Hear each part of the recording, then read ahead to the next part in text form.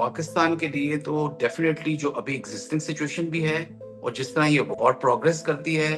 پاکستان کے لیے ایک بہت سینسیٹیو سچویشن ہے، اور میں سمجھتا ہوں کہ ہمارے لیے ہر طریقے سے ایک خطرناک سچویشن ہے۔ میرا خیال میں نے ہسٹری میں بہت کم ایسی جگہ دیکھی ہیں جس میں آپ کے تمام نیبرنگ کنٹریز جو ہیں وہ آپ کے ہوسٹائل ہوں یا آپ کے خلاف ہوں، اور دنیا کی دو بہترین ملٹری پاورز یعنی امریکہ اور اسرائیل کی صورت میں آپ کے خلاف حملے کر رہی ہو، اور ایک مہینہ گزر جائے اور وہ آپ کو اس حد تک نقصان نہ پہنچا سکیں کہ آپ اپنے گھٹنے ٹیک دیں۔ تو پاکستان کے لیے تو یہ بہت ہی خطرناک سچویشن ہے، کیونکہ ایران میرا خیال میں ہمارے لیے ایک بہت بڑا بفر ہے۔ اس کو فنکشنل رہنا اور اس کو ایک مضبوط ملک کے طور پہ رہنا، اور اس میں یہ تمام جو ٹیررسٹ آرگنائزیشن ہے ان کا ختم ہونا پاکستان کی بقا کے لیے بہت ضروری ہے۔ نارتھ کوریا، چائنا، رشیا اور بھی کچھ ایسے ممالک ہیں جن کی طرف سے کسی حد تک ایران کو سپورٹ ضرور ہو رہی ہوگی، اور جس طرح سے ان کی ٹارگیٹنگ وہ کر رہے ہیں اور ان کے ایئر ڈیفنس ابھی تک جو ہے اس کو مضبوط طریقے سے جہازوں کو بھی شوٹ کر رہا ہے امریکہ کے۔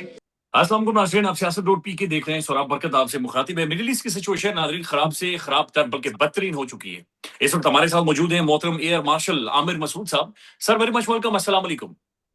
وعلیکم السلام۔ سر سب سے پہلے تو آپ سے جاننا چاہیں گے کہ آپ کیا فورسی کر رہے ہیں کہ اگلے چند گھنٹوں میں کیا ہونے والا ہے ہمارے پڑوس میں؟ امریکہ ایران کے ساتھ کیا کرنے والا ہے؟ جو ٹرمپ دھمکیاں دے رہا ہے، کیا یہ کچھ کر سکتا ہے، ڈیمیج کر سکتا ہے اس لیول پر جا کر ایران؟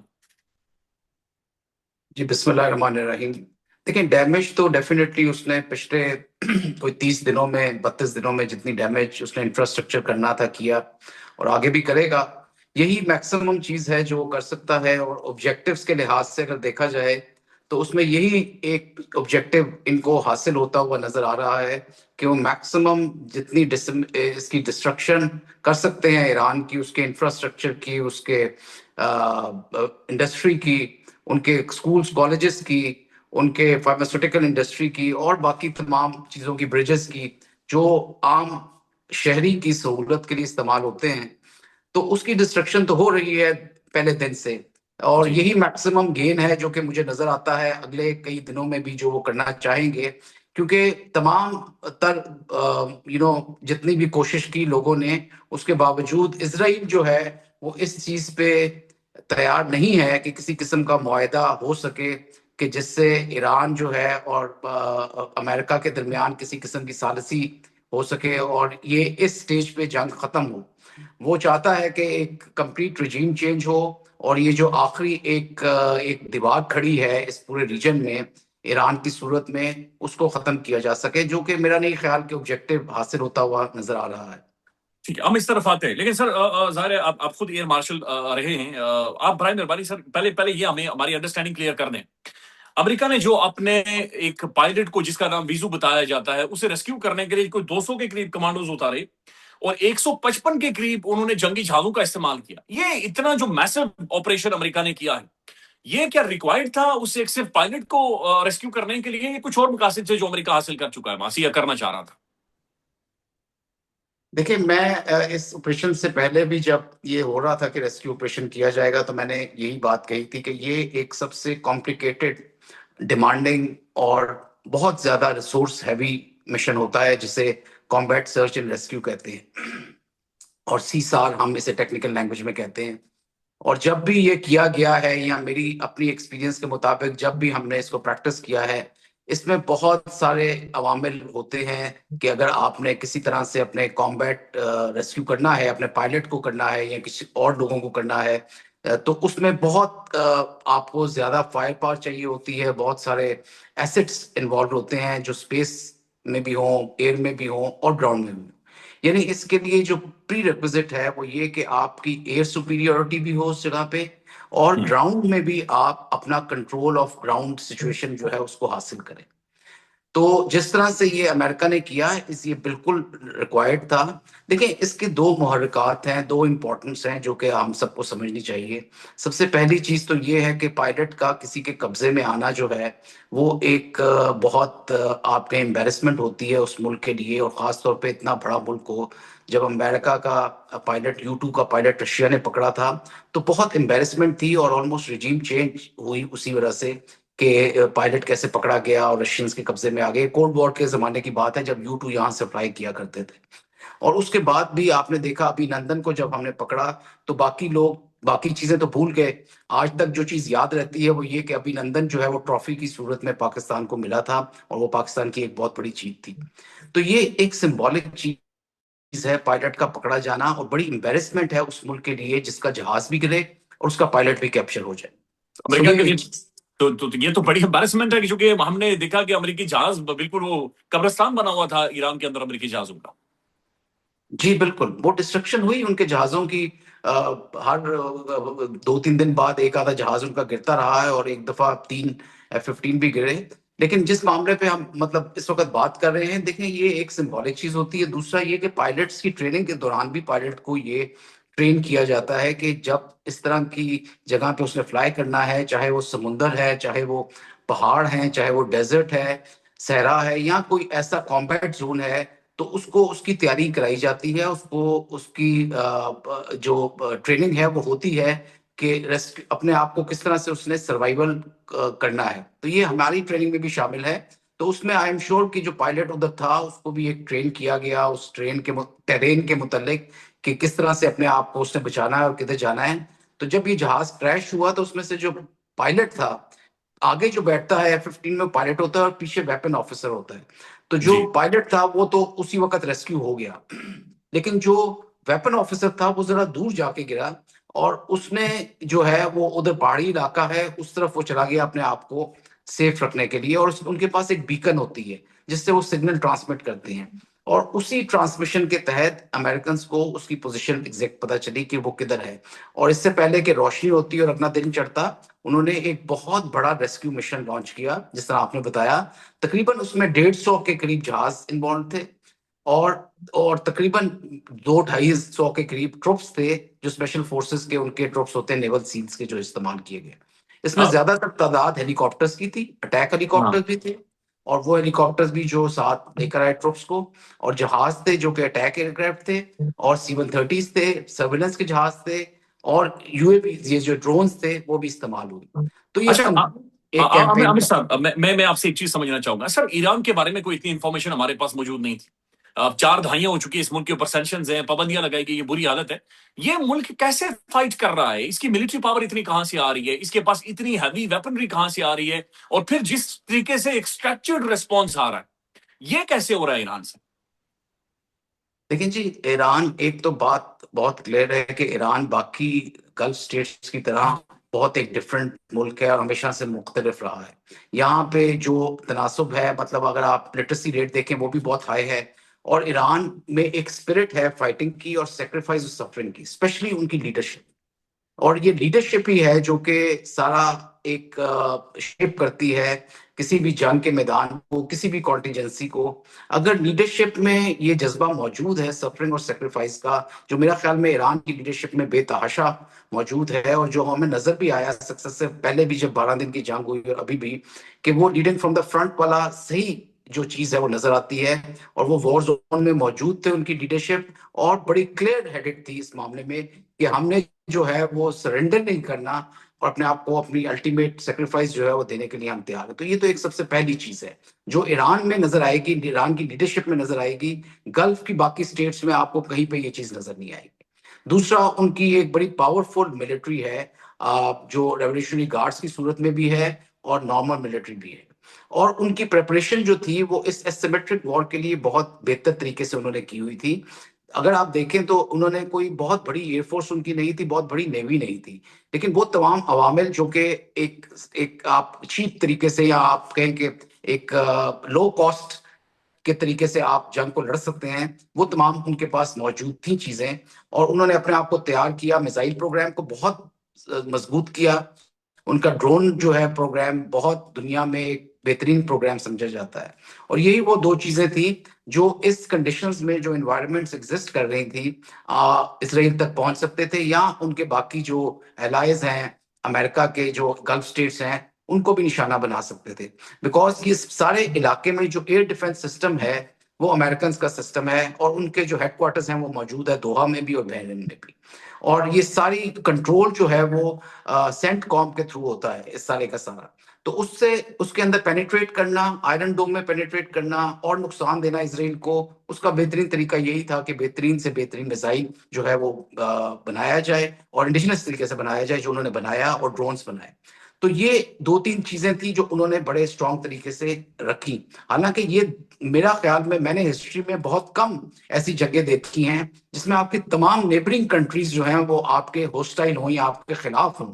اور دنیا کی دو بہترین ملٹری پاورز یعنی امریکہ اور اسرائیل کی صورت میں آپ کے خلاف حملے کر رہی ہوں، اور ایک مہینہ گزر جائے اور وہ آپ کو اس حد تک نقصان نہ پہنچا سکیں کہ آپ اپنے گھٹنے ٹیک دیں. تو یہ شو کرتا ہے ان کی لیڈرشپ کا ریزالو، ان کی عوام جو پیچھے کھڑی ہوئی ہے اور سیکریفائس کے لیے تیار ہے، اور ان کی تیاری ملٹری طریقے سے جو انہوں نے کی، اور کافی حد تک انہوں نے انفارمیشن آپریشنز میں بھی برتری حاصل کی. اور لاسٹ چیز میں یہ کہوں گا کہ اس جنگ کو انہوں نے یہ شو کیا کہ یہ ایک انجسٹ وار ہے، اور اسی وجہ سے امریکہ کو اپنے اتحادیوں کی وہ سپورٹ حاصل نہ ہو سکی. جس طرح اگر آپ دیکھیں یورپین یونین جو ہے بالکل اس کے خلاف ہے، اور انہوں نے بڑا کلیئرلی کہا ہے کہ یہ جنگ امریکہ کی بلکہ اسرائیل کی جنگ ہے جس میں ہم نے نہیں شامل ہونا.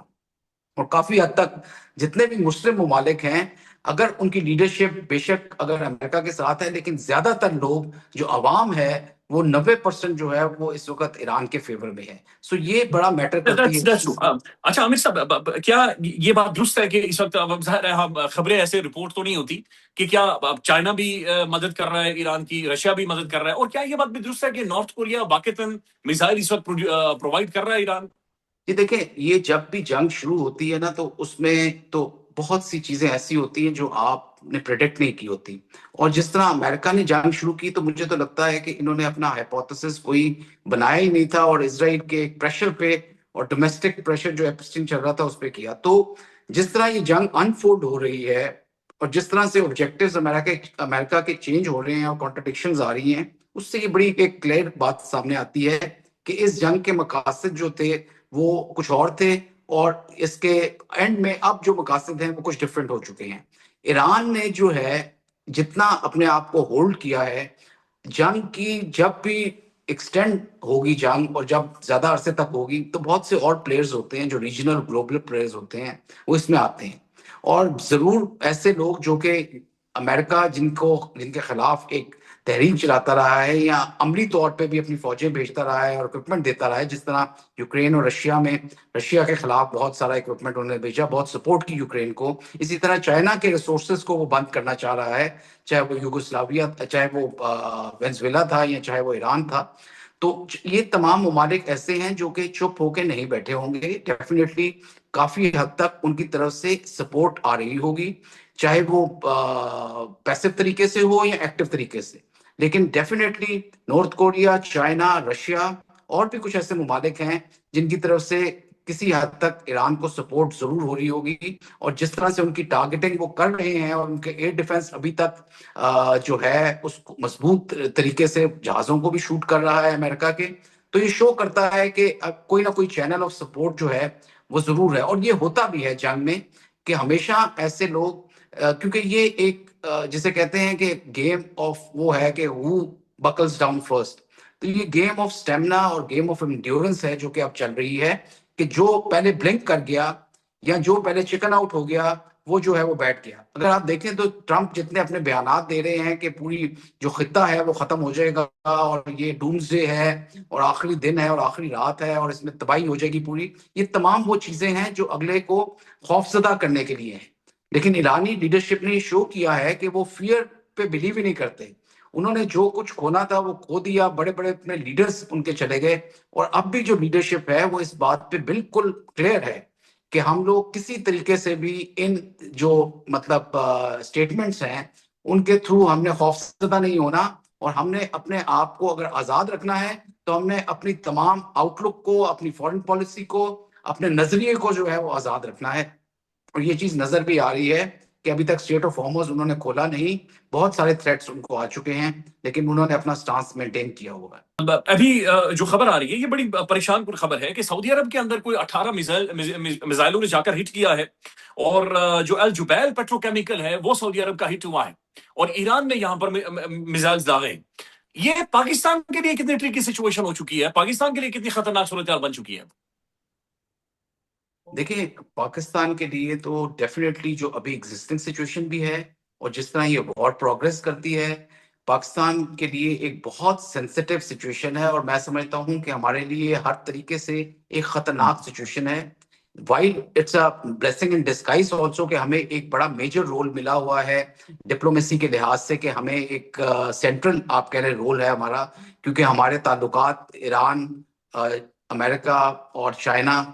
کے ساتھ ایسے ہیں کہ ہم یہ رول پلے کر سکتے ہیں اور ہماری جیو اسٹریٹجک لوکیشن بھی ایسی موجود ہے. لیکن اس کے علاوہ جو ہماری معیشت کا حال ہے, ہمارے پاس ایسا آپ یہ کہیں کہ وہ ہمارے پاس اسٹرینتھ نہیں ہے کہ اتنے سارے شاکس ہم ایبزارب کر سکیں. ہمارا اگر اس طرح کی آئل کے کرائسس آتے ہیں, فرٹیلائزرز کے کرائسس آتے ہیں اور فوڈ کے انسیکیورٹی ہوتی ہے اسٹریٹ آف ہارمز کی وجہ سے, اور یہ تمام چیزیں جو ہو رہی ہیں ابھی جنگ کے اور تباہ کاری ہو رہی ہے, اور اس کے علاوہ جو ایکسپیکٹس ہیں ہمارے جن کی طرف سے ہمارا بہت سارا سرمایہ آتا ہے باہر سے, وہ اگر ان کی نوکریوں کو خطرہ ہوتا ہے یا وہ واپس آتے ہیں, یا وہ تمام چیزیں جو کہ گلف اسٹیٹس میں چل رہی تھیں اور جہاں پہ ہمارے مزدور اور ہمارے ورکرز اور ہمارے ایگزیکٹوز جو ہیں پاکستانی نیشنلز کام کر رہے تھے, وہ چیزیں بند ہوتی ہیں, تو ڈیفینیٹلی پاکستان کے اوپر, پاکستان کی معیشت کے اوپر یہ ایک بہت بڑی ہٹ ہوگی, بہت بڑا ضرب ہوگا, جس کو میرا نہیں خیال کہ ہم اتنے آرام سے اس کو سہ سکیں گے, اور معیشت کو بہت نقصان ہونے کا خطرہ ہے آنے والے دنوں میں. تو پاکستان کے لیے تو ڈینجرس ہے, پورے گلوب کے لیے بہت ڈینجرس ہے. دیکھیں ایران نے یہ وارن کیا تھا کہ اگر ان کے انڈسٹری کو اور اسپیشلی ان کے پاور اسٹیشنز کو, پاور گریڈز کو, ان کے پیٹرو کیمیکل پلانٹس کو, اور وہ چیزیں جو ان کے نرو سینٹرز ہیں یا ان کی شارگ ہیں, ان کو اگر ہٹ کیا گیا جس سے ان کی لیونگ کنڈیشنز جو ہیں وہ مفلوج ہو سکتی ہیں, تو وہ پھر وہ فائر بیک کریں گے ان تمام چیزوں کو جو کہ گلف اسٹیٹس میں موجود ہیں, اور بہت ساری موجود ہیں, اور ہنڈریڈز آف ٹارگٹس ان کے نشانے پہ ہیں جن کو وہ بنائیں گے اور ان کو نقصان پہنچائیں گے. تو یہ اسی کا ایک رد عمل ہے. آپ دیکھیں پچھلے تقریباً 5-6 گھنٹوں میں بہت زیادہ تباہ کاری شروع کی ہوئی ہے اسرائیل نے اور امریکہ نے, جو وہ ہٹ کر رہے ہیں ایران کے ڈفرینٹ مین سٹیز کو اور مین انفراسٹرکچرز کو اور مین پاور اسٹیشنز کو. اور اسی وجہ سے اب ایران کے پاس تو اور کوئی چارہ نہیں ہے کہ وہ اس کو ریٹیلیٹ کریں اور کسی طرح وہ تمام چیزیں استعمال کریں جو ان کے پاس اس وقت موجود ہیں, کیونکہ یہ ایک بہت بڑا کرائسس آنے والا ہے. دیکھیں 9 کروڑ کی آبادی ہے ایران کی, اگر اس تمام انفراسٹرکچر کو وہ ختم کر دیتے ہیں, وہ 9 کروڑ لوگوں کے لیے زندگی اگر مفلوج کر دیتے ہیں, تو وہ لوگ کہاں جائیں گے؟ اس میں بچے ہیں, بہت چھوٹے شیرخوار بچے بھی ہیں, عورتیں بھی ہیں, بوڑھے لوگ موجود ہیں, ان کی زندگی آلموسٹ ختم ہو جائے گی. تو ان کے پاس دیکھیں ایک کارنر ٹائیگر ہے اور ان کے پاس کوئی رستہ نہیں ہے آؤٹ ہونے کا سوائے اس کے کہ وہ عزت کے ساتھ یا رہیں یا وہ مر جائیں, اور تیسری کوئی آپشن ان کے پاس نہیں ہے. Surrender is not there option, and انہوں نے بڑے کلیئرلی اس بات کو یہ میسجنگ کی ہے کہ جی ہم پہ کس چیز کا ظلم ہو رہا ہے, ہم نے کسی گلف اسٹیٹ کو, کسی اور کو تھریٹن نہیں کیا. اگر وہ یہ کہتے ہیں کہ جی نعرے لگاتے تھے کہ ڈیتھ ٹو اسرائیل, یہ ہر کوئی نعرہ بازی تو کرتے ہیں یہ لوگ as a reaction to many things, but اس کا یہ مقصد تو نہیں کہ وہ عملی طور پہ کوئی کرنے جا رہے تھے, ان کے پاس اتنی کوئی کیپیبلٹی تھی کہ وہ امریکہ کو نشانہ بنا سکتے یا اسرائیل کو تباہ کاریاں کر سکتے. یہ سٹارٹ ان کے خلاف ایگریشن جو ہے اسرائیل نے کیا, اور وہ اس پورے خطے میں اس نے تباہ کاری کی ہوئی ہے, ایک ایک ملک کو اس نے ختم کر دیا ہے. آخری چیز جو رہی ہے وہ ایران رہی ہے, اور پاکستان کا بالکل بیک یارڈ ہے. آج اگر ایران ختم خدا نخواستہ ہوتا ہے, یہاں ایران کی حکومت ڈس فنکشنل ہوتی ہے, یہاں پہ جو مافیاز ہیں یا جو ٹیررسٹ ہیں گروپس وہ پروان چڑھتے ہیں, تو پاکستان کے لیے تو یہ بہت ہی خطرناک سچویشن ہے, کیونکہ ہمارا آلریڈی بارڈر جو ہے بہت والیٹائل ہے, بہت انسرٹن ہے, اور بہت ساری ادھر انسٹیبلٹی موجود ہے. ایران میرا خیال میں ہمارے لیے ایک بہت بڑا بفر ہے, اس کو فنکشنل رہنا اور اس کو ایک مضبوط ملک کے طور پہ رہنا, اور اس میں یہ تمام جو ٹیررسٹ آرگنائزیشن ہے ان کا ختم ہونا پاکستان کی بقا کے لیے بہت ضروری ہے. अच्छा सर, मैं महसूस कर रहा हूँ कि आपने तकरीबन 2 से 3 दफा इस चीज के ऊपर बड़ा एम्फेसिस दिया है कि जो इजराइल है, उसके सामने जो आखिरी दीवार है वो ईरान है। इसका क्या मतलब हुआ सर? अगर ईरान को अमेरिका के साथ मिलकर वो न्यूट्रलाइज करने में कामयाब हो जाता है तो क्या उसका अगला टारगेट पाकिस्तान होगा? जी देखिए, पाकिस्तान तो एक न्यूक्लियर स्टेट है, उसका तो मेरा ख्याल में आपसे एक एक अलग पूरा चैप्टर हम कवर कर सकते हैं, और उसके मुतालिक बड़े प्रोस एंड कॉन्स हैं। लेकिन देखें, ईरान जो है उसका होना पाकिस्तान की स्टेबिलिटी के लिए, पाकिस्तान की बका के लिए, और उसके अंदर एक मजबूत और फंक्शनल गवर्नमेंट होना बहुत जरूरी है। इसराइल का जो मैं जिक्र बार बार कर रहा हूं, मैं समझता हूं कि इसराइल का बहुत ज्यादा प्रेशर है, और ये जो है एक एग्जिस्टेंशियल जो जंग बन चुकी है, वो ईरान के लिए भी है। और इसराइल भी समझता है कि ईरान अगर इस जंग से विक्टोरियस होकर निकलता है तो वो ज्यादा मजबूत होकर निकलेगा। और वो चीज इसराइल के लिए, और इसराइल की जो एम्बिशंस हैं ऑफ ग्रेटर इसराइल, इस पूरे रीजन को जो है उस पर कब्जा करना, और इसमें तमाम मुसलमान ममालिक को कमजोर करना, और उसमें रिजीम्स को चेंज करना जो कि फेवरेबल नहीं है, इसका काम उन्होंने कई दहाइयों से शुरू किया हुआ है। इस तमाम इक्वेशन में और इस तमाम उसकी जो प्लानिंग है, उसमें आखिरी जो एक रह जाता है फैक्टर, वो ईरान रह जाता है, कि Iran is the only country with, जिसे कह सकते हैं कि जिसकी एक इंडिपेंडेंट फॉरेन पॉलिसी है, एक इंडिपेंडेंट स्टांस है, और वो कभी भी अलाइन नहीं हुआ इसराइल के स्टांस से।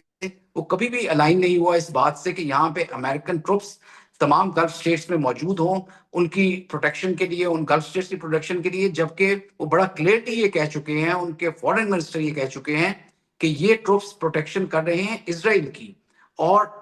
किसी और की प्रोटेक्शन नहीं कर रही। जिसका नजर भी आया है हमें इस जंग के दौरान कि इनसिक्योरिटी इन गल्फ स्टेट्स की ज्यादा हुई है इसराइल के जितने एक्शंस हुए हैं उनकी वजह से, और अगर प्रोटेक्शन की है तमाम इस डिफेंस सिस्टम ने तो इसराइल की है। और सिमिलरली उनके फॉरेन मिनिस्टर ने अभी 3-4 दिन पहले ईरान के ये भी कहा था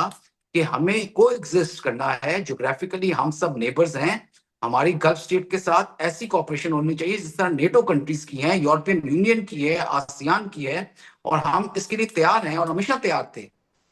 हमने कभी कोई हमले का नहीं सोचा, हम अपने न्यूक्लियर को करने के लिए तैयार हैं। जेसीपीओ वगैरह और जितनी भी मीटिंग्स हुई उसका मकसद यही था कि इसको हम कर्टेल करें और इसको इस तरीके से सुलझाएं कि हम पे भी कम से कम कोई दोबारा जर्ब ना लगाए, और हमारी भी इनसिक्योरिटी ना हो कि बार बार आके अमेरिका और इसराइल जो है वो हम पे हमले कर देता है। तो इस चीज को भी खत्म होना चाहिए। तो मेरा ख्याल में ये इसराइल वाला फैक्टर जो है बहुत इंपॉर्टेंट फैक्टर है, और अमेरिका जो है वो ज्यादातर इन्फ्लुएंस भी इसराइली की वजह से हुआ है। अगर ऐसा ना होता तो शायद 2-3 हफ्ते पहले ये जंग खत्म हो चुकी। Very articulate sir. अच्छा यार मार्शल साहब, मैं आखिरी सवाल आपसे आपसे ये समझना चाहता हूँ। सर, पाकिस्तान का मीडिया ये रिपोर्ट कर रहा है कि ज़ाहिर है पाकिस्तान का एक स्ट्रेटेजिक मुआहिदा है सऊदी अरबिया के साथ, और हरमैन शरीफ की हिफाजत के लिए पाकिस्तान अपना किरदार अदा करेगा। पाकिस्तान ने कंडम भी किया है जो सऊदीज के ऊपर स्ट्राइक्स हुई हैं। अगर ये स्ट्राइक्स मजीद बढ़ती, ईरान हिट होता है तो सऊदी अरबिया भी ऑब्वियसली हिट होगा। पाकिस्तान क्या करेगा? पाकिस्तान ने एक बड़ा अच्छा रोल प्ले करने की कोशिश की, मीडिएट करवाने की। अगर खुदा न खास्ता अल्लाह ना करे नहीं नहीं कोई सोल्यूशन निकलता, जंग बढ़ जाती है, पाकिस्तान कहां पर खड़ा होगा? पाकिस्तान कैसे ये बैलेंस कायम रखेगा? देखिए, पाकिस्तान की लीडरशिप ने मेरा ख्याल में एक बहुत कलीदी किरदार अदा किया है पिछले कई दिनों में। और जितना भी आप कोई और मामलात अगर देख लें, मगर जिस तरह से लीडरशिप ने इस तमाम मामलात में अपने आप को कैरी किया है और एक पिवटल रोल अदा किया है, तो उस लिहाज से अगर देखा जाए तो पाकिस्तान मेरा ख्याल में ऑलरेडी ये मैसेज दे चुका है कि वो किसी तरह से भी किसी का फरीक नहीं बनेगा, और वो हर तरह की जारियत खिलाफ है, क्योंकि हम खुद भारत की जारियत को बर्दाश्त कर चुके हैं, उसको जवाब दे चुके हैं। और इस खित्ते में किसी किस्म की अगर बदअमनी होती है या इंस्टेबिलिटी होती है, उसका इफेक्ट पाकिस्तान पे बहुत आएगा और आ रहा है इस वक्त। पाकिस्तान एक 25 करोड़ की एक गयूर अवाम की एक मुल्क है, और वो बहुत इंपॉर्टेंट मुल्क है, एक न्यूक्लियर पावर है, उसका एक कलीदी और एक बहुत मेजर किरदार है। लेकिन मैं ख्याल ये समझता हूं कि इस वक्त पाकिस्तान का ये पूरी कोशिश है, हर तरह से मिलिट्री लीडरशिप की भी और पॉलिटिकल लीडरशिप की, और बहुत ज्यादा वो अंत इसमें कोशिशें कर रहे हैं कि किसी तरह से मुफाहमत हो सके, और कोई ऐसा मौका ना आए कि जिसमें पाकिस्तान को किसी एक फरीक का हिस्सा बनना पड़े, क्योंकि ये होगा भी नहीं। जो मेरा अपना जाती ख्याल है کہ ان معاملات میں پاکستان اپنا میسج آلریڈی کنوے کر چکا ہے، اور پاکستان یہی چاہے گا کہ کسی طرح سے اس معاملے کو اچھی طریقے سے سلجھایا جا سکے، اور وہ لوگ جو باہر سے آ کے ادھر اس ملک اس پورے خطے میں جو ہے بدامنی کر رہے ہیں، ان کو سمجھایا جا سکے کہ مطلب اس وار کا کوئی اینڈ نہیں ہے۔ اگر خدا نہ خواستہ ایران کمپلیٹلی تباہ بھی ہو جاتا ہے، جو کہ نہیں ہونا چاہیے، تو تب بھی اس سے سٹیبلٹی نہیں آئے گی، بلکہ اس سے اس پورے خطے میں بہت زیادہ انسٹیبلٹی اور انارکی ہو جائے گی، جس کو کنٹرول کرنا جو فیوریبل نہیں ہوگا کسی بھی گلوبل پاور کے لیے بھی۔ تو میں سمجھتا ہوں کہ اس کو اس سینیریو کو تک میرا نہیں خیال کہ ہم پہنچیں گے کہ جس میں پاکستان کسی ایک فریق کا ساتھ دے گا۔